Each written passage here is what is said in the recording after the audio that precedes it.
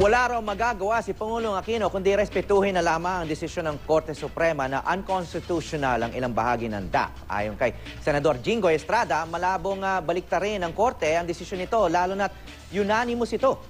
Si Estrada ang unang nagbanggit tungkol sa dagdag na pondong ibinigay sa mga senador.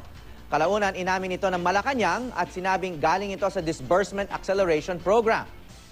Nagbiro pa siya na kung siya ang itinuturing na whistleblower ng DAP ay i-admit na siya sa Witness Protection Program.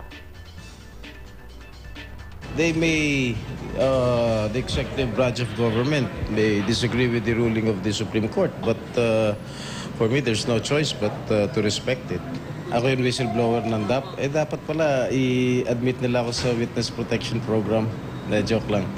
Pero, well, when I delivered that privilege speech, I did not make mention of DAP because no one knew about DAP. It was only after the day when I delivered the privilege speech that Secretary Abad admitted to the public that the funds that were given to the senators came from DAP. Nakapanayam ng media si Estrada bago ang kanyang bail hearing sa Sandigan Bayan ngayong umaga.